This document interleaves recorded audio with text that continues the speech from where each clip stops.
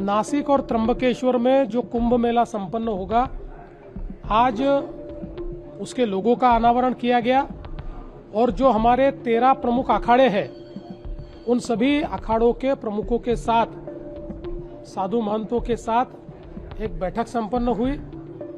हमने क्या क्या तैयारी की है इसका एक प्रेजेंटेशन उनके सामने किया।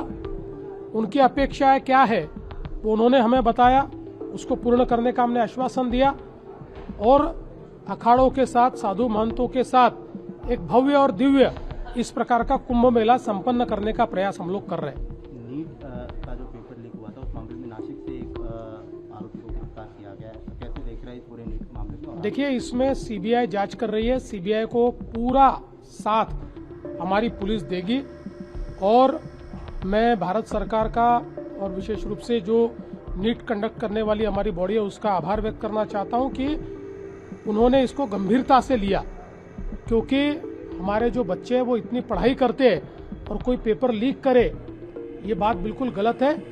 हम ये चाहते हैं कि जिस प्रकार की कार्रवाई हो रही है उसमें नीचे तक जाकर जो भी इसमें इन्वॉल्व है हर व्यक्ति के ऊपर कार्रवाई हो, उसके लिए पूरा सहकार्य हम लोग करेंगे। पेट्रोल और डीजल को लेकर प्रधानमंत्री ने अपील की है, उसके बाद अपोजिशन लगातार टारगेट कर रहा है, कैसे देख रहे हैं प्रधानमंत्री की अपील को और अपोजिशन को क्या जवाब? मुझे ऐसा लगता है कि जिस समय एक वैश्विक संकट की घड़ी होती है उस समय अगर हमारे देश के प्रधानमंत्री कोई उपाय कहते हैं तो उनको सकारात्मकता के साथ लिया जाना चाहिए।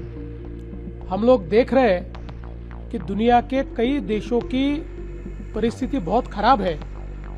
कई देशों में लॉकडाउन हुआ है, पेट्रोल के भाव 450-500 रुपए तक कई देशों में चले गए, 3-3 दिन पेट्रोल नहीं मिल रहा है।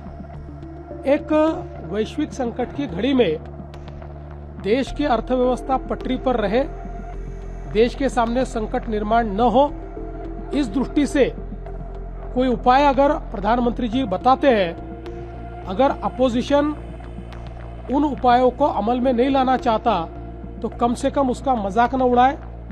मैं ऐसा मानता हूं हर व्यक्ति की ये जिम्मेवारी है अपने अपने तरीके से इन उपायों को अमल में लाने का प्रयास सब लोग करें।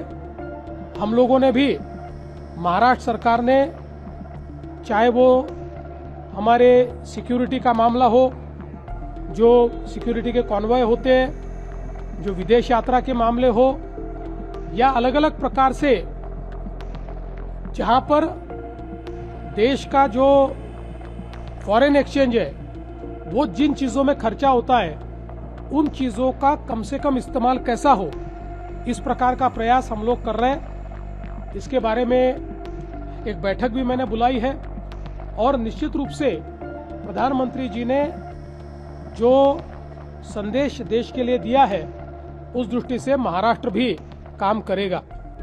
प्रभातखबर.com, विश्वास वही, रफ्तार नहीं।